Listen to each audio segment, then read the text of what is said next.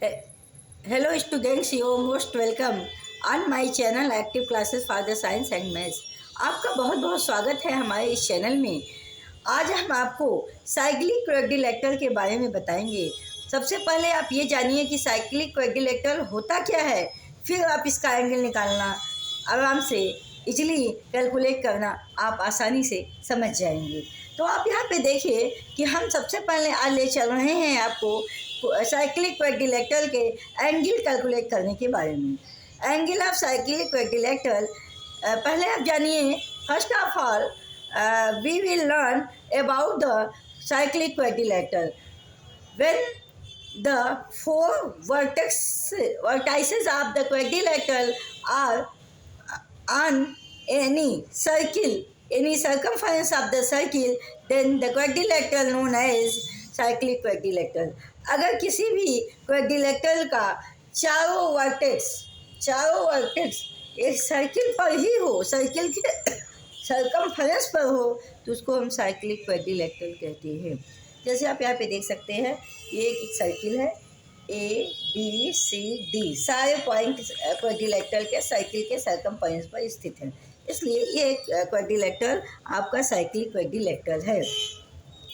जिसमें से cyclic quadrilateral में एंगल बी ए दिया है, एंगल ए डी दिया है, एंगल सी बी दिया है, एंगल डी सी दिया है। आपको करना क्या है, आपको ये जानना है इस थ्योरम से कि किसी भी साइक्लिक क्वाड्रिलेटरल में अपोजिट साइड के एंगल का सम 180 डिग्री होता है। कहने का ये मतलब है कि अगर ये ए बी सी डी कोई साइक्लिक क्वाड्रिलेटरल है, तो एंगल ए मतलब ये एंगल ए बी सी मतलब angle A plus angle C is equal to 180 होगा। Similarly angle B plus angle D is equal to 180 degree होगा। यहाँ पे दो इक्वेशन से बन गए। कहने का मतलब साइक्लिक क्वाड्रिलेटरल के आमने सामने के एंगल का जो सम होता है वो 180 डिग्री होता है। यहाँ पर दिया गया है if angle A is equal to 70 degree. मान लीजिए एंगल ए 70 डिग्री है और एंगल डी आपको दे दिया है 110 डिग्री। तो आपको कैलकुलेट करना है क्या, एंगल बी कैलकुलेट करना है, एंगल सी कैलकुलेट करना है। पहले इक्वेशन में आइए, putting the value of equation first. Angle A की वैल्यू यहाँ पर आप 70 रख देंगे। Angle A plus angle C equal to 180 degree. Angle A की वैल्यू यहाँ पे 70 रखेंगे। आपको एंगल सी कैलकुलेट करना है, plus angle C is equal to 180 degree.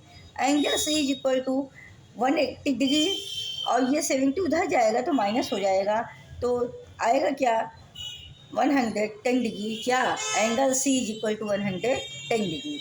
अगर आप देखें, अब जब आपकी वैल्यू कैलकुलेट हो गई एंगल सी की, अब एंगल सी को एंगल ए को ऐड करिए तो आप देख सकते हैं कि 70 प्लस 180 70 प्लस 110 दोनों का एडिशन, एंगल ए और एंगल सी का एडिशन आएगा क्या 180 डिग्री। फिर second point, angle B plus angle D is equal to 180 degree. Angle B plus angle D is equal to 180 degree होता है। इसके बाद एंगल डी 110 डिग्री दिया है।